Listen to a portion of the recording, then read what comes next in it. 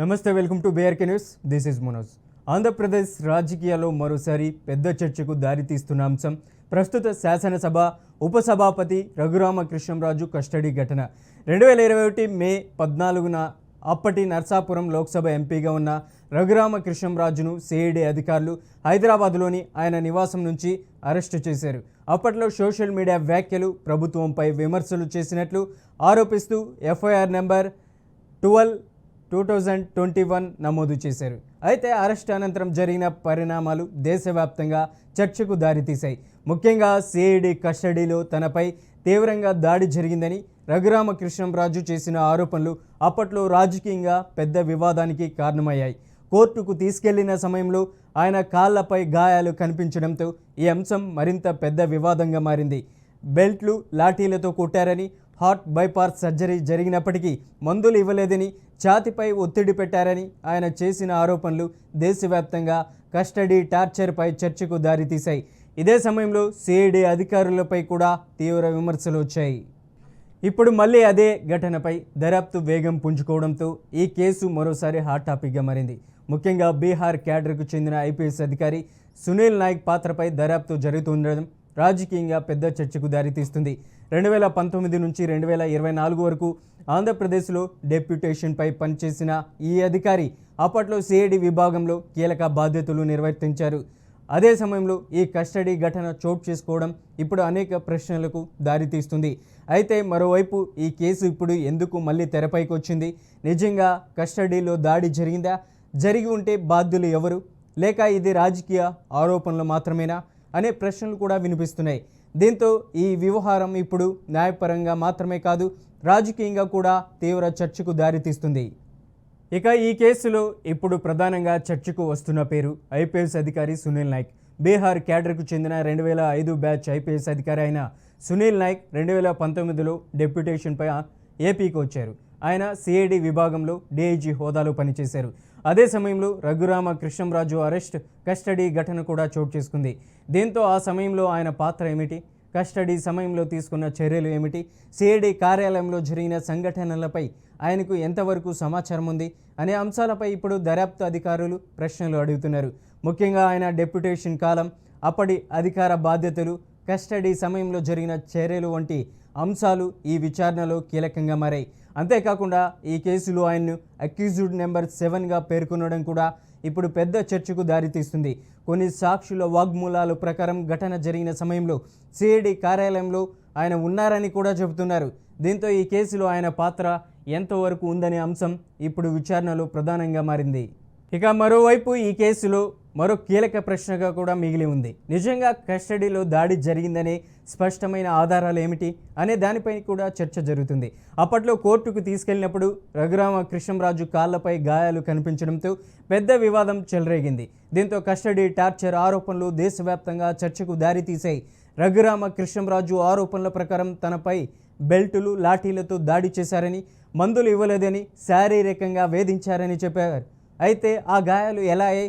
నిజంగా దాడి జరిగిందా లేక వేరే కారణాల వల్ల జరిగిందా అనే విషయాలపై ఇప్పటికీ స్పష్టత రాలేదనే అభిప్రాయం కూడా ఉంది. ఇప్పుడు దర్యాప్తు అధికారులు వైద్య నివేదికలు, అప్పటి పరిస్థితులు, సాక్షుల వాగ్మూలాలు, అధికారిక రికార్డులు వంటి అంశాల ఆధారంగా విచారణ కొనసాగిస్తున్నారు. అయినప్పటికీ ఈ కేసులో పూర్తి నిజాలు ఇంకా బయటకు రావాల్సి ఉందనే అభిప్రాయం కూడా వ్యక్తమవుతుంది. ఇక ఈ కేసులో మరో కీలక మలుపు 2024 తర్వాత వచ్చింది. అదే రాజకీయ మార్పు. 2024లో ఏపీలో ప్రభుత్వం మారిన తర్వాత ఈ కేసు మళ్ళీ వేగం పుంజుకుంది. ఇదే సమయంలో రఘురామకృష్ణంరాజు కూడా రాజకీయంగా కీలక మార్పులు చేశారు. ఆయన తెలుగుదేశం పార్టీలో చేరి ఉండి నియోజకవర్గం నుంచి ఎమ్మెల్యేగా గెలిచారు. తర్వాత ఏపీ శాసనసభ ఉపసభాపతిగా బాధ్యతలు చేపట్టారు. ఇదే సమయంలో జూలై 2024లో ఈ కేసులో కొత్త ఎఫ్ఐఆర్ కూడా నమోదు చేశారు. సిఆర్ నెంబర్ 187/2024 కింద attempt to murder, criminal conspiracy, grievous hurt, criminal intimation వంటి సెక్షన్లు కూడా నమోదు చేయడం కూడా పెద్ద చర్చకు దారితీసింది. ఈ కేసులో అప్పటి CID chief PV Sunil Kumar, DIG Sunil Nayak, intelligence అధికారి పిఎస్ఆర్ ఆంజనేయులు, అదనపు ఎస్పీ విజయ్ పాల్ వంటి పలువురు అధికారుల పేర్లు కూడా వినిపిస్తున్నాయి. దీంతో ఈ కేసు ఇప్పుడు మరింత రాజకీయంగా హాట్ టాపిక్గా మారింది. ప్రస్తుతం ఈ కేసులో దర్యాప్తు కూడా వేగం పుంజుకుంది. ఇటీవల మార్చి 5 నుంచి 9 వరకు పలువురు అధికారులను విచారణకు పిలిచి పలు ప్రశ్నలు కూడా అడిగినట్లు సమాచారం. మరికొంతమందికి సమన్లు కూడా జారీ చేసినట్లు తెలుస్తుంది. దీంతో ఈ కేసు ఇప్పుడు మరోసారి రాజకీయంగా పెద్ద చర్చకు దారితీస్తుంది. 2019లో సునీల్ నాయక్ ఏపీకి డెప్యుటేషన్పై రావడం, 2021లో రఘురామకృష్ణంరాజు అరెస్ట్ కావడం, ఇదే సమయంలో కస్టడీ టార్చర్ల ఆరోపణలు రావడం, 2024లో కొత్త ఎఫ్ఐఆర్ నమోదు కావడం, ప్రభుత్వం మారిన తర్వాత విచారణ వేగం పెరగడం, ఇలా ఈ మొత్తం పరిణామాలు ఇప్పుడు అనేక ప్రశ్నలకు దారితీస్తున్నాయి. నిజంగా కస్టడీలో దాడి జరిగిందా? దాడి జరిగి ఉంటే బాధ్యులు ఎవరు?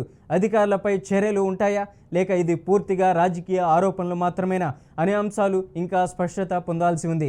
దర్యాప్తు పూర్తయ్యాకే ఈ కేసులో అసలు నిజం బయటకు వచ్చే అవకాశం ఉందని న్యాయ నిపుణులు చెబుతున్నారు. అప్పటి వరకు ఈ అంశంపై రాజకీయ వాదనలు, విమర్శలు కొనసాగడం మాత్రం ఖాయంగా కనిపిస్తుంది. ఇక ఇదే అంశానికి సంబంధించి లైవ్లో మనతో పాటు డిబేట్లో పార్టిసిపేట్ చేయడానికి రేగడి లక్ష్మణరావు, వైసీపీ అధికార ప్రతినిధి మనకు లైవ్లో జాయిన్ అవుతారు. ఇక టీడీపీ నుంచి టీడీపీ సీనియర్ నాయకులు సుధాకర్ రెడ్డి మనకు లైవ్లో జాయిన్ అవుతారు. ముందుగా టీడీపీకి సంబంధించినటువంటి సుధాకర్ రెడ్డి గారి దగ్గరికి వెళ్దాం. సుధాకర్ రెడ్డి గారు నమస్తే అండి. నమస్తే. సుధాకర్ రెడ్డి గారు, ఎలా చూడొచ్చు అంటారు? మీ పార్టీ సీనియర్ నాయకుడు, అలాగే ఏదైతే అసెంబ్లీలో కూడా డిప్యూటీ స్పీకర్గా ఉన్నటువంటి రఘురామకృష్ణంరాజు గతంలో నరసాపురం ఎంపీగా వైఎస్ఆర్ కాంగ్రెస్ పార్టీలో ఉన్నారు. అప్పుడు 2019-24లో ఆయన ఒక కేసులో అరెస్ట్ అయ్యి టార్చర్ పెట్టారనేసి కూడా పలువురు ఐపీఎస్ అధికారులను కూడా విచారణకు పిలిపించారు. విచారణ కూడా జరుగుతుంది. ఏంటి, నిజంగానే టార్చర్ చేశారా రఘురామకృష్ణంరాజుని? సార్, మీకు మన లక్ష్మణరావు గారికి అందరికీ నమస్కారం. ఇది చాలా సంక్లిష్టమైన ప్రశ్న జవాబండి. ఎందుకంటే ప్రజాస్వామ్యంలో ప్రజల గొంతుక వినిపించే ప్రతిపక్షం గొంతు నొక్కడం ఎప్పుడైనా తప్పే. అప్పుడైనా తప్పే, ఇప్పుడైనా తప్పే. ఇప్పుడు లక్ష్మణరావు గారు వైసీపీ వాళ్ళు ఉన్నప్పుడు వాళ్ళ మీద ఇలాంటి టార్చర్ చేస్తే కూడా వాళ్ళు విమర్శిస్తారు ఎవరైనా.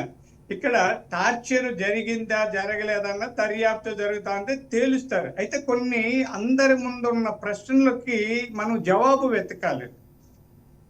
రఘురామకృష్ణరాజు గారు సాధారణ వ్యక్తి కాదు, ఒక పార్లమెంటు సభ్యుడు, నరసాపురం లోక్సభ సభ్యుడిగా ఉన్నారు. అతన్ని అరెస్టు చేసేటప్పుడు ప్రోటోకాల్ పాటించారా? హైదరాబాద్కి వెళ్ళి అరెస్టు చేసి తీసుకొచ్చారు. అంటే ఒక ఎంపీని వాళ్ళ నియోజకవర్గంలో కూడా ఎందుకు తిరగనివ్వలేదు? అంత పెద్ద నేరాలు ఆయన ఏం చేశారు మన అందరికీ తెలుసు. ఆయన 5 ఏళ్ళు కాలం ఢిల్లీలో ఉన్నారు తప్ప సొంత నియోజకవర్గానికి వస్తే కూడా కేసులు పెట్టి ఆయన అరెస్టు చేయడానికి సిద్ధంగా ఉన్నారు. అయితే ప్రభుత్వం చేసిన పనే కదా, ఇవి అందరికీ తెలుసు. మనం ఇప్పుడు చాలా మంది పత్రికల్లో కూడా ఆయనకి ఆయనే కొట్టుకున్నారని కూడా చెప్తుంటారు. ఎవరైనా అరెస్టు చేస్తే వాళ్ళకు వాళ్ళు కర్రలు తీసి కాళ్ళ మీద కొట్టుకోగలమండి, దానికి పోలీసులు సమ్మతిస్తారా? సార్, మామూలు పోలీసులు అరెస్టు చేసినప్పుడు ఎవరినైనా తమ చేతుల్లో ఎలాంటి ఆయుధాలు ఏమీ లేకుండా తీసేసుకుంటారు, బట్టలు తప్ప ఏమి ఉండవు. ఎక్కడ కొట్టుకుంటారు ఆయన? ఇలా హాస్పిటల్లో రిపోర్ట్ ఇచ్చే కాళ్ళు కమిలిపోయినా, ఇవన్నీ దెబ్బలు తగిలా, ఇవన్నీ రిపోర్ట్లు తారుమారు చేసిన దెబ్బలు నిజమే కదండి. ఇవన్నీ మనం చూస్తుంటే ఇప్పుడు ఇలాంటి కేసులు మనం పరిష్కరించకపోతే, పరిశోధించకపోతే ప్రతిపక్షాలు చెడిపోతాయని. అంటే ఇప్పుడైనా మేము అధికార పక్షంలో ఉన్నాం, తెలుగుదేశం పార్టీ అధికారంలో ఉంది, కూటమి ప్రభుత్వం. ఇదే పని మేము వాళ్ళు ఎవరినైనా అక్రమంగా అరెస్టు చేసి కొడితే సహిస్తారా? ప్రజాస్వామ్యాన్ని ఎప్పుడు కూనీ చేయకూడదని. అంటే నేను తెలుగుదేశం అయినా కూడా చెప్తా, మా ప్రభుత్వమైనా మీ ప్రభుత్వమైనా ఏ ప్రభుత్వమైనా ప్రజాస్వామ్యాన్ని కాపాడాలి, విలువల్ని కాపాడాలి. ఇప్పుడు అతను ఎక్కడో వేరే రాష్ట్రం నుంచి ఈ రాష్ట్రానికి 5 ఏళ్ళు ఎందుకు పని చేయాల్సి వచ్చింది? మళ్ళీ ఎందుకు వెళ్ళిపోయారు? సరే, ఆ తర్వాత ఆయన మీద ఏ నేరము ఏ తప్పు లేకపోతే ఎఫ్ఐఆర్ నమోదు చేయడానికి వీలవుతుందా? ఆయన కూడా ఐపీఎస్ అధికారి, ఆయన చిన్న కానిస్టేబుల్ కాదు.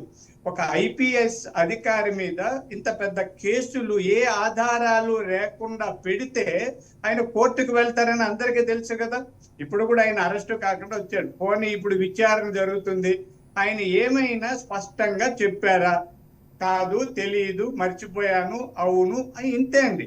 ఇవి మామూలుగా ప్రతి లాయరు, క్రిమినల్ లాయరు వాళ్ళ క్లయింట్స్కి నేర్పిస్తారు. కోర్టు బోన్ ఎక్కినప్పుడు మీకు తెలియకపోతే తెలియదండి, కాదండి, అవునా, అది కాదండి, నేను మర్చిపోయానండి, నాకు గుర్తు లేదండి.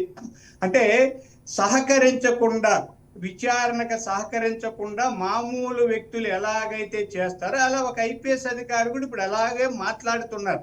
సరే, ఆయన ఏదో అదృష్టం ఉంది, అరెస్టు కాలేదు, కోర్టు పర్మిషన్ తో విచారణ చేస్తారు. కాబట్టి ఇక్కడ మనం ఇలాంటి రాజకీయ అణిచివేత చర్యలు ఎవరు చేసినా తప్పే అండి.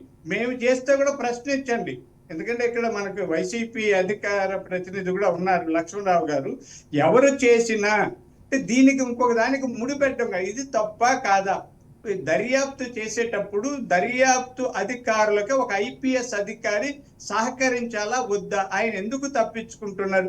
ఇవి యచ్చ ప్రశ్నలండి. ఈ ప్రశ్నలకన్నింటికి జవాబులు రావాలి, తీయాలి, విచారణ జరిపాలి. భవిష్యత్తులో అక్రమంగా అధికార పార్టీలలో లేదా అధికారంలో ఉన్న వాళ్ళ మాటలు విని సాధారణ వ్యక్తులకు కూడా అన్యాయం చేసిన, చట్టాన్ని తమ చేతిలోకి తీసుకున్న ఎంతటి వాడికైనా కఠిన శిక్షలు తప్పదు అన్న భయం కలగాలంటే నిష్పాక్షికమైన విచారణ జరపాలి, శిక్షలు పడాలండి.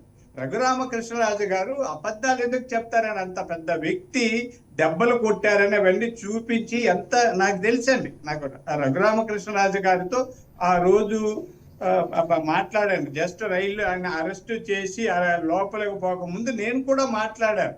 అప్పుడు మాట్లాడడం వల్ల కాల్ లిస్ట్ తీసుకొని వీళ్ళని ఏమి చేయాలన్న చర్చలు కూడా జరిగాయి. అందులో నా పేరు కూడా ఉంది. నాకు తెలుసు రఘురామకృష్ణరాజు గారికి నేను చాలా సన్నిహితంగా ఉండేవాడిని అప్పుడు, ఇప్పుడు కూడా అనుకోండి. కాబట్టి ఇది అన్యాయం జరిగిందండి. సునీల్ కుమార్ గారి హస్తం ముందన్న ఆరోపణలు ఉన్నాయి. ఖచ్చితంగా దాన్ని నిగ్గు తేల్చాలి. ఆయన నేరం చేసి ఉన్నట్లయితే ఏ స్థాయిలో ఉన్నా ఆయన్ని శిక్షించక తప్పదు. ఇప్పుడు ఊరికి అడుగుతానండి, అతను ఒక ఐపీఎస్ అధికారిగా ఉండి ఇప్పుడు కులాలని చెప్తారు ఏందండి, నాకు అర్థం కాదు. ఐఏఎస్లు, ఐపీఎస్లు లేదా మంత్రులు ఎవరు వచ్చినా నేను ఫలాని కులం కాబట్టి కులాలు ఎందుకండి? చట్టం ముందు కులాల గురించి ఎవరు మాట్లాడకూడదండి. ఎవరమైనా, నేనైనా నన్ను ఎవరు అరెస్ట్ చేస్తే నేను రెడ్డిని కాబట్టి అరెస్ట్ చేశారనో లేకపోతే ఇది తప్పు కదండి. కాబట్టి ప్రజాస్వామ్యాన్ని పరిరక్షించడం కోసం, చట్టాన్ని, రాజ్యాంగాన్ని రక్షించడం కోసం, ప్రజల గొంతు వినిపించే వాళ్ళని ఆదరించడం కోసం ఈ కేసు చాలా ఖచ్చితంగా కట్టుదిట్టంగా విచారించి నిందితులను పట్టుకొని శిక్షించక తప్పదండి. రైట్, లక్ష్మణరావు గారి అప్డేట్ తీసుకుందాం. లక్ష్మణరావు గారు, రఘురామకృష్ణరాజుకు సంబంధించినటువంటి కస్టోడియల్ టార్చర్ కేసులో ప్రధానంగా పివి సునీల్ కుమార్, సునీల్ నాయక్ పాత్ర ఉందంటారా, లేకపోతే రఘురామకృష్ణరాజు ఆరోపణలు మాత్రమేనా? సార్ నమస్కారం అండి, సుధాకర్ రెడ్డి గారికి, మీకు అలాగే. సార్ ఇప్పుడు రఘురామకృష్ణరాజు గారి మీద ఎటువంటివైనా కక్షలు ఉన్నాయా? సునీల్ నాయక్ గారికి కానీ లేదంటే సునీల్ గారికి కానీ లేవు కదా. ఎందుకు ఆయన్ని టార్చర్ పెడతారు? ఎందుకు కొడతారు? దేనికి కొడతారు? వాళ్ళకి ఏమైనా ఆస్తి తగాదాలన్నాయా, లేదా వాళ్ళకి ఏమైనా ల్యాండ్ ఇష్యూస్ అయితే అన్నదమ్ముల వాటాలో ఇవ్వాల్సినటువంటి ఏమైనా ఆగినాయా? కాదు కదా. ఇక్కడ కేవలం ఏంటంటే రఘురామకృష్ణరాజు గారిని అరెస్ట్ చేశారు. అరెస్ట్ చేసిన తర్వాత ఆయన ఒక పొలిటికల్గా దీన్ని ఒక మైలేజ్ తీసుకెళ్ళాలి, పొలిటికల్గా దాన్ని మనం వినియోగించుకోవాలన్న ఆలోచన విధానంతో మాత్రమే ఈ ఆరోపణలు చేశారు. ఒకవేళ నన్ను చూసాం, నిన్న ఏదైతే క్రికెట్ ఆడినటువంటి ఎమ్మెల్యేలు, మినిస్టర్లు, మాజీ ఎమ్మెల్యేలు, మంత్రులు, ఎంపీలు అందరూ కూడా ఈ గవర్నమెంట్ చాలామంది స్పోర్ట్స్ ఆడారు, క్రికెట్ లాంటిది. మరి రఘురామకృష్ణరాజు గారు పరిగెడుతూ వెళ్ళి పడిపోయారు. జస్ట్ అక్కడి నుంచి అక్కడ అలా పడిపోయగానే ఆయనకి లెగ్ కొంచెం ఎముకలు ఇరిగినాయి, చెయ్యి కూడా ఫ్రాక్చర్ అయింది, ఎముకలు కూడా ఇరిగినాయి. నిజంగా పోలీసు టార్చర్ పెట్టుండి, పోలీసులు కొట్టుండి, సునీల్ నాయక్ కానీ లేకపోతే ఇతర ఎవరైనా ఎక్స్‌వైజెడ్ పోలీసు వారు ఎవరైనా సరే థర్డ్ డిగ్రీ కానీ ప్రయోగించి ఉంటే రఘురామకృష్ణరాజు గారికి, నాకు తెలిసినంత వరకు కూడా చాలా ఎముకలు ఆయనకి మరి ఆ యొక్క బోన్స్ అనేవి చాలా స్మాష్ అయిపోతాయి. ఎందుకంటే ఆయన అంత సున్నిత బాడీలా కనబడుతుంది కాబట్టి. తెలుసుగా పోలీస్ డిగ్రీ అంటే ఎలా ఉంటుందో. నిజంగా పోలీస్ థర్డ్ డిగ్రీ కానీ ప్రయోగించుంటే పైనుంచి కింద వరకు మొత్తం కూడా ఆయనకున్నటువంటి బోన్స్ అన్ని స్మాష్ అయిపోతాయి రఘురామకృష్ణరాజు గారు, అందరూ నో డౌట్. రఘురామకృష్ణరాజు గారు ఆ రోజున ఇలా నా మీద ఇలాగా థర్డ్ డిగ్రీ ప్రయోగించారు, నన్ను కొట్టారని ఆయన హాస్పిటల్కి వెళ్ళి రిపోర్ట్ అడిగితే రిపోర్ట్లు కూడా చెప్పినాయి మీకు ఎటువంటి మీ శరీరం మీద ఎటువంటి ఇవి లేవని. సరే అప్పుడు ఉన్నటువంటి సుప్రీంకోర్టుకి ఈయన అప్పీల్ చేస్తే సుప్రీంకోర్టు వారు కూడా ఆ కేసును కొట్టేశారు. మళ్ళీ ఈయనకు మరి ఏం దురుద్దేశం దుర్బుద్ధి వచ్చింది మనకు తెలియదు, కానీ దీన్ని ఒక రాజకీయంగా మలసాలి అధికారంలోకి వచ్చిన తర్వాత.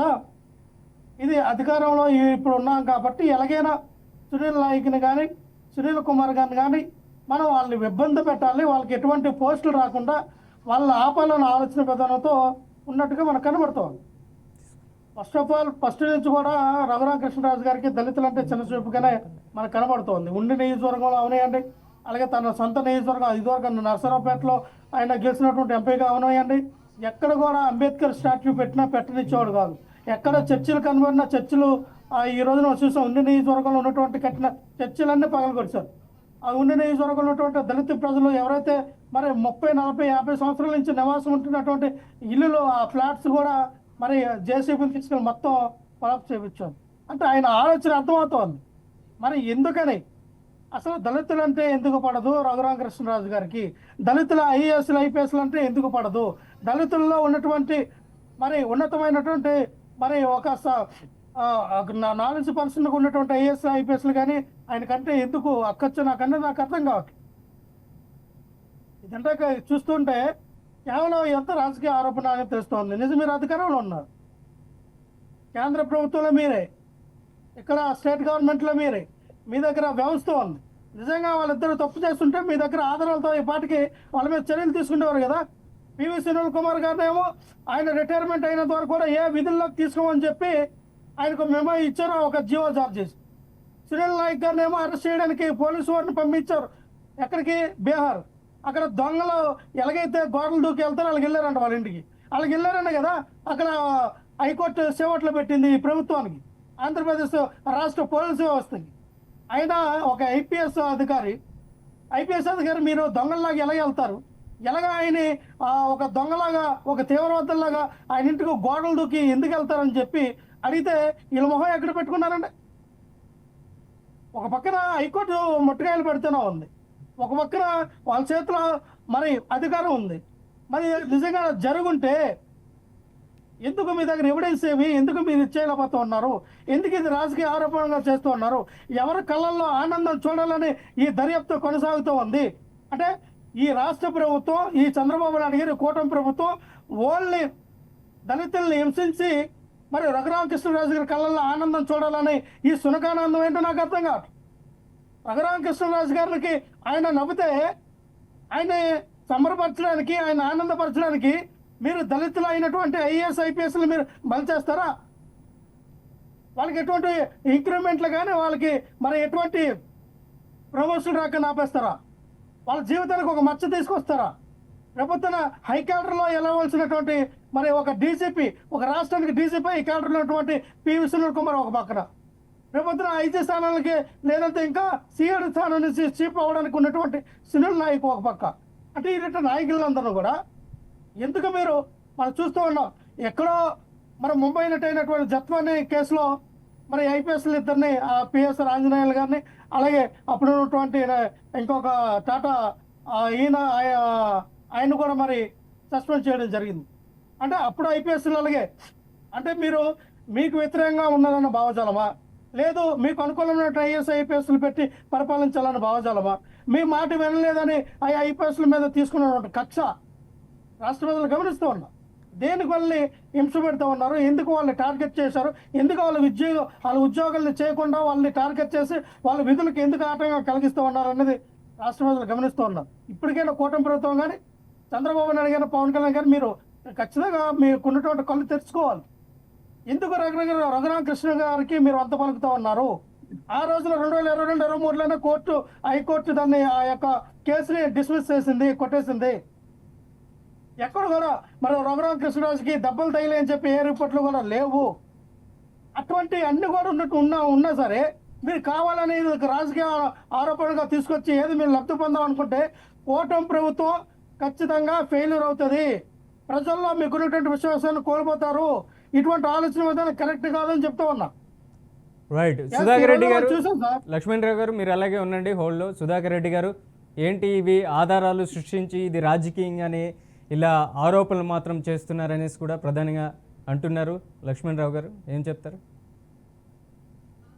సార్, లక్ష్మణరావు గారు బాగా లాజికల్ గానే మాట్లాడుతున్నారు, దాన్ని కాదనలేదు. ఆరోపణలే ఉంటాయండి. నేరాలు నిరూపణ అయ్యే వరకు వాటిని మనం ఆరోపణలుగానే చూస్తాము. నిరూపణ అయ్యే వరకు వీళ్ళు నిందితులుగా. సుధాకర్ రెడ్డి గారు, లక్ష్మణ్ గారు మీరు అలాగే ఉండండి. మనకు లైవ్లోకి పివి సునీల్ కుమార్ గారు వచ్చారు. సునీల్ కుమార్ గారు నమస్తే అండి. నమస్తే, చెప్పండి సార్. ఎలా రఘురామ కృష్ణరాజు గారు మీ పైన మొదటి నుంచి ఆరోపణలు చేస్తూ వస్తూనే ఉన్నారు. ఏంటి కస్టోడియల్ టార్చర్ చేశారనేసి కూడా ఇప్పటికి కూడా ఈ కేసులో మీరు విచారణ ఎదుర్కొంటున్నారు. ఏంటి ఇవి ఆరోపణలు మాత్రమేనా, లేకపోతే నిజంగా అప్పట్లో ఏమైనా జరిగాయా? మీరు దగ్గర ఉండి చూసినటువంటి పరిస్థితులు ఏం చెప్తారు? ఏమంటే నేను చాలాసార్లు చెప్పాను ఇప్పటికే. ఇప్పుడు ఆయన 100 వెర్షన్లు మాట్లాడారు. ముందు మీరు ఆయన చెప్పిన వాటిలో ఏ వెర్షన్ కరెక్టో కనుక్కోండి. ఓకే, హలో, చెప్పండి సునీల్ గారు చెప్పండి. ఆయన 100 వెర్షన్లు మాట్లాడారు. అందులో ఏది కరెక్ట్ ఆయన కనుక్కోండి. ఆయన ఒకటే వెర్షన్ చెప్తే అది కరెక్ట్ కాదు అని నేనన్నా ఇంకొకళ్ళన్నా చెప్పగలుగుతాం. ఓకే, ఇప్పుడు ఆయన 100 రకాలుగా మాట్లాడితే దేనిలో చెప్పగలం అంటే ఏం చెప్పగలం? ఒకసారి ఏమో చీకటి గది అంటాడు, ఇంకోసారి ఏమో వీడియో తీశారంటారు. చీకటి గదిలో వీడియో ఎలా తీస్తారు? ఇంకొకటి ఏమో అదే నన్ను కాళ్ళ మీద కొట్టారంటాడు. కేసు ఏమో అటెంప్ట్ మర్డర్ ఉంది. అరికాళ్ళ మీద కొట్టి మనిషిని ఎవరిని చంపేయగలరండి? ఇలాగా అసంబద్ధతలు 100 ఉన్నాయి ఆ కేసులో. దాని గురించి మీరు చర్చించడం మీకు టైం వేస్ట్, ప్రేక్షకులకి టైం వేస్ట్ తప్పితే ఏమీ లేదు. తర్వాత నేనున్నాను అక్కడ అని ఆయన కూడా అనటం లేదు. రైట్, ఐఓ కూడా అనటం లేదు. మీకు తెలుసా ఇలా జరిగిందని? మీరు ఎలా అడిగారో నన్ను కూడా అట్లానే అడుగుతున్నారు. అంతకు మించి ఏమీ లేదు అందులో. ఆ కేసులో నా మీద ఆరోపణలు అంటూ ఏమీ లేవు. ఓకే, మరి సునీల్ గారు, ఈ కేసు నుంచి మొత్తానికి మీకు రిలీఫ్ దొరికేటువంటి అవకాశం ఉంటుందా రాబోయే రోజుల్లో? ఈ పోలీసులు ఎలా ఉంటారంటేనండి, మేము పట్టుకున్న కుందేలుకి 3 కాళ్ళు అంటాం. ఏమి కోర్టు చివాట్లు పెట్టేదాకా అలా అంటూనే ఉంటాం. ఇది సహజంగా పోలీసులకు ఉన్న అలవాటు. నిజం తెలిసినా కూడా ఒకసారి ఏ వెర్షన్ అయితే ఎత్తుకుంటారో చివరి దాకా అదే వెర్షన్ లో వెళ్ళిపోతారు తప్పితే దాన్ని మార్చరు. రైట్, నిజం తెలిసినా ఈ ఎవిడెన్స్ ఉన్నా లేకపోయినా చేస్తారు. వేసి కోర్టు చివాట్లు పెట్టే వరకు వెయిట్ చేస్తాం అన్నమాట. ఇది మాకు ముందు నుంచి ఉన్న అలవాటు. ఇప్పుడు అలవాటు ఎందుకు మార్చుకుంటారు పోలీసులు కొత్తగా? మీరు మొన్న కూడా చూశారు, మా చిన్న చిన్న లోకల్ పోలీసులు ఏముంది పాపం, సిబిఐ వాళ్ళే ముక్క చివాట్లు తిన్నారు. ఏది కవిత గారి మీద, మన కేజ్రీవాల్ గారి మీద ఎలాంటి ఆధారాలు లేకుండా కేసు పెట్టి పాపం ఆ సిసోడియాని అయితే 2 ఏళ్ళు జైల్లో పెట్టి, ఆయనేమో 3 నెలలు కేజ్రీవాల్ని పెట్టి, కవిత గారిని పెట్టి ఆడబిడ్డని, ఇవన్నీ ఇలాంటి దుర్మార్గమైన పనులన్నీ చేసి కోర్టు చివరికి ముక్క చివాట్లు పెట్టింది సిబిఐ. అంటే ఏమీ లేదని తెలిసినా కూడా మూర్ఖంగా ప్రవర్తించడం అనేది ఇన్వెస్టిగేటింగ్ ఏజెన్సీల యొక్క సహజ లక్షణం. ఓకే, ప్రజల్ని హెరాస్ చేయటమే తప్ప కేసుని ట్రూగా ఇన్వెస్టిగేట్ చేద్దామని ఎప్పుడు అనుకోరు. కనుక ఇప్పుడు కొత్తగా వీళ్ళు ఏదో నేర్చుకుంటారు, బాగుపడతారని మనం అనుకోక్కర్లేదు. ఓకే అండి, థ్యాంక్ యూ. సునీల్ గారు, ఫైనల్ ఒక క్వశ్చన్. మీరు అన్నట్టుగా ఏదైతే సిబిఐ ఇన్వెస్టిగేషన్లు ఈ మాదిరితో విచారించి తర్వాత ఈ కేసులు కోర్టులు కొట్టేయడం, నిజానిజాలు తెలిసిన తర్వాత మరి ఇది కూడా ఆ తరహాలోనే జరుగుతుందంటారా మీ కేసు కూడా? మీకు నేను ఇప్పుడు రాసిస్తాను. ఈ కేసు కనుక కోర్టు కొట్టేయకపోతే మీరు వచ్చి నా దగ్గర నుంచి 1 కోటి రూపాయలు తీసుకుని వెళ్ళాలి. నేను మీకు చెక్ రాసిస్తాను. కన్ఫర్మా? కేసు కొట్టేస్తారా? కన్ఫర్మ్. ఈ కేసు కనుక కొట్టేయకపోతే, ఇన్వెస్టిగేటింగ్ ఆఫీసర్ కి కోర్టు చివాట్లు పెట్టకపోతే మీరు నా దగ్గర నుంచి 1 కోటి రూపాయలు తీసుకుని వెళ్ళొచ్చు. నేను మీకు చెక్ రాసిస్తాను. అపోజ్ చేసి ఇస్తాను. ఓకే ఓకే, రైట్ సునీల్ గారు, థ్యాంక్ యూ. రైట్, లక్ష్మణరావు గారు, సుధాకర్ రెడ్డి గారు ఏం చెప్తారు? ఇందాకనే సునీల్ కుమార్ గారు మాట్లాడినటువంటి విన్నారు కదా. సుధాకర్ రెడ్డి గారు. సునీల్ కుమార్ హలో లక్ష్మణరావు గారు మాట్లాడి మళ్ళీ లక్ష్మణ్ రావు గారు మీ వర్షన్ చెప్పండి. ఇక్కడ మీరు కోటేశ్వర్లు అయిపోయినట్టే, ఎందుకంటే ఖచ్చితంగా పివి సునీల్ కుమార్ గారు చెప్పింది అక్షర సత్యంగా నాకు కనబడుతూ ఉంది. ఖచ్చితంగా మీకు ఆయన ₹1 ఇస్తారు, తీసుకోవచ్చు. ఎందుకంటే ఇక్కడ క్రిస్టల్ క్లియర్ కనబడుతుంది సార్. గతంలో ఈ కేసు అంతా కూడా మరి డిస్మిస్ చేశారు. అసలు ఆ కేసులో ఈ పసలేదు, కావాలని ఆరోపణతో పెట్టినటువంటి కేసు అని ఆ రోజున హైకోర్టులో కూడా మరి వీళ్ళు చీవట్లు తిన్నారు, రఘురామకృష్ణరాజు వీళ్ళందరూ కూడా. మళ్ళీ వీళ్ళు అధికారంలోకి వచ్చారని కేవలం ఇదొక రాజకీయ క్రీడగా, రాజకీయ లబ్ధి పొందాలన్న ఆలోచన విధానంతో చేస్తున్నటువంటిదే. నేను మళ్ళీ చెప్తా ఉన్నా, చంద్రబాబు నాయుడు గారు మీరు మేల్కొలకపోతే, పవన్ కళ్యాణ్ గారు మీరు కూడా ఖచ్చితంగా మీ పార్టీకి తీవ్ర నష్టం చేకూరుతుంది. ఇప్పటికే మీరు కుల మతాలు రాగొట్టొచ్చి ఎక్కడ పడితే అక్కడ కులం గురించి, మతం గురించి చేస్తున్నటువంటి ఈ 20 నెలల రాజకీయం కూడా రాష్ట్ర ప్రజలు ఇసుకుపోయారు. అలాగే దళితుల్ని కేవలం దళితుల్ని టార్గెట్ చేశారు, దళిత ప్రజల్ని టార్గెట్ చేశారు, దళితుల మహిళలను టార్గెట్ చేశారు, దళితుల ఐఏఎస్ ఐపీఎస్లను టార్గెట్ చేశారు. ఖచ్చితంగా రాబోయే రోజుల్లో భారీ మూల్యం మీరు చెల్లించుకోబోతున్నారు. మీరు ఇప్పటికి కానీ కళ్ళు తెరుచుకోకపోతే, మీరు మళ్ళీ రఘురామకృష్ణరాజు గారి కళ్ళల్లో ఆనందం చూడడానికి మీరు ఏమైనా ఫర్దర్గా వెళితే ఖచ్చితంగా కూటమి ప్రభుత్వం అభద్రష్ట పాలవుతుంది, ఫెయిల్యూర్ అవుతుంది, ప్రజల్లో విశ్వాసం కోల్పోతుంది. అందులో ఎటువంటి అవట్లేదు. సుధాకర్ రెడ్డి గారు వ్యవస్థ మీరు చెప్పండి మొత్తం ఫైనల్ గా కూడా మీ వర్షన్ ఒక ఏం వ్యక్తి చెప్తారు? కోసం పనిచేయడం అనేది చాలా దారుణం సార్. ఒక రైట్. వ్యక్తి కోసం వ్యవస్థలు పనిచేస్తాయా? వ్యవస్థలన్నీ కూడా రఘురామకృష్ణరాజు గారు పనిచేయడం కోసం ఈ రోజు అధికారంలోకి వచ్చారా? 164 సీట్లు మీకు ప్రజలు ఇచ్చింది ఒక వ్యక్తి కోసం, ఈ వ్యవస్థ అంతా పనిచేయడం కోసం ఇచ్చారా? రైట్ రైట్ లక్ష్మణ్ గారు మీరు హోల్లో ఉండండి. ఫైనల్లో సుధాకర్ రెడ్డి గారి వర్షన్ తీసుకుందాం. సుధాకర్ రెడ్డి గారు ఫైనల్ గా. ఫైనల్ ఏం లేదండి, లక్ష్మణరావు గారు మీరు కూడా వినండి. ఆయనే చెప్పేశారు కదా, సునీల్ కుమార్ గారు చాలా స్పష్టంగా చెప్పారు ఒక విషయం.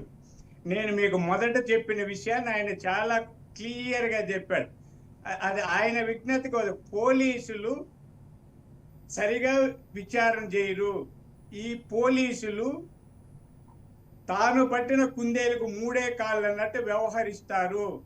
దర్యాప్తులు విచారణలు వీళ్ళకి చేత కాదు అని ఆయన ముందు చెప్పి తర్వాత కేసు కొట్టేస్తాడు, ₹1 ఇస్తానంటాడు. ఇంకా పోలీసులే చేత కానప్పుడు కేసు ఏడ నిలుస్తుందన్న కదా ఆయన అంటున్నది. సరే ఆయన నాకు ఆయన మీద వ్యతిరేకత లేదు. నేను ఒకసారి తిరుపతిలో కూడా కలిశాను ఆయన్ని, అది ఆయనకు కూడా గుర్తుంటే ఉండొచ్చు, లేకపోతే లేదు.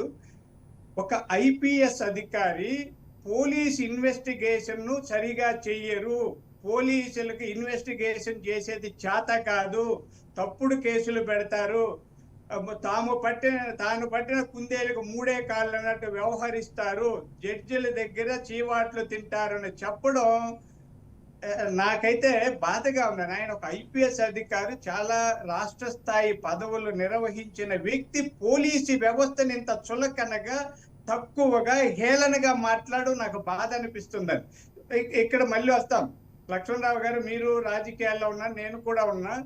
రాజకీయంగా పెట్టిన కేసుల్లో 90% కొట్టేస్తున్నారండి.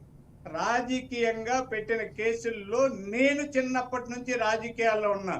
నేను 9వ తరగతి చదివేటప్పటి నుంచి రాజకీయాల్లో ఉన్నా. నాకు మర్డర్లు చేసిన వాళ్ళు తెలుసు, బాంబులు వేసిన వాళ్ళు తెలుసు, కత్తులతో పొడిచిన వాళ్ళు తెలుసు, తలలు నరికిన వాళ్ళు తెలుసు.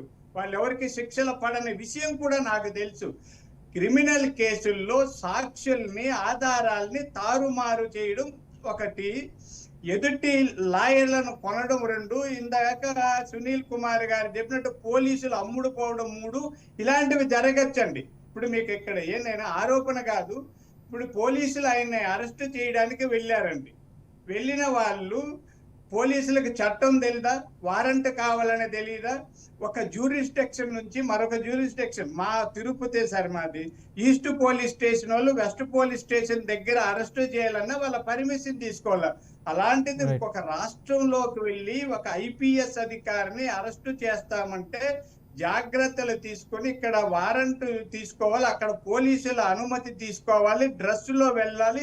అలా వెళ్లకుండా వెళ్ళారంటే అర్థం ఏమంటే, ఇది నా వ్యక్తిగత అభిప్రాయం, నేను పార్టీని పక్కన పెడతాం, అర్థం ఏమి, ఈ కేసులో అతన్ని వదిలేయాలి, కోర్టు ఆయనకి సహకరించాలి, ఆ తర్వాత మనం వదిలి రావాలి, ఆయన బెయిల్ తెచ్చుకోవాలి లేదా కోర్టు పర్మిషన్ తెచ్చుకోవాలి. ఇలాంటి Right, కుట్రపూరితంగా పోలీసులు వ్యవహరించారు. నన్ను ఎవరు ఏమనుకున్నా నేను అంటున్నాను, ఇది సుధాకర్ ఆయన రెడ్డి గారు, ఒప్పుకున్నాడు. మా పోలీసులకు చేత కాదు కాబట్టి కేసు కొట్టేస్తారు, ₹1 తీసుకోవాలి. ఎవరైనా ఒక IAS IPS అధికారులు, ఎవరు ఉన్నతమైన అధికారులు పందాలు కాస్తారండి? ₹1 ఇస్తానని పందెం కాశారు అంటే అర్థం చేసుకోండి. రైట్, చూద్దాం. మొత్తానికి సునీల్ కుమార్ గారు కూడా చెప్తున్నారు కన్ఫామ్ గా అనేసి కూడా. చూద్దాం. మొత్తానికి సమయం తక్కువ ఉంది కాబట్టి చర్చలో పాల్గొన్నటువంటి సుధాకర్ రెడ్డి గారికి అలాగే లక్ష్మణ్ రావు గారికి ధన్యవాదాలు. Thank you so much. మొత్తానికి పివి సునీల్ కుమార్ అలాగే సునీల్ నాయక్ సంబంధించినటువంటి రఘురామకృష్ణంరాజు కస్టోడియల్ టార్చర్ కేసులో కూడా విచారణ అయితే కొనసాగుతుంది. ఇంకా దానికి సంబంధించినటువంటి ఏదైతే పలువురు ప్రశ్నలు కూడా వేస్తున్నటువంటి పరిస్థితి ఉంది. ఇది మొత్తానికి రాజకీయ ఆరోపణలు మాత్రమే. రఘురామకృష్ణంరాజుని టార్చర్ పెట్టలేదంటూ కూడా పివి సునీల్ కుమార్ చెప్తున్నారు, సునీల్ నాయక్ కూడా చెప్తున్నారు. మనకు లైవ్లోకి వచ్చి పివి సునీల్ కుమార్ కూడా అదే విషయాన్ని వెల్లడించేటువంటి ప్రయత్నం చేశారు. ఇది ఇవాల్టి స్పెషల్ డిస్కషన్. మరో డిస్కషన్లో మళ్ళీ కలుద్దాం. చూస్తూనే ఉండండి BRK న్యూస్.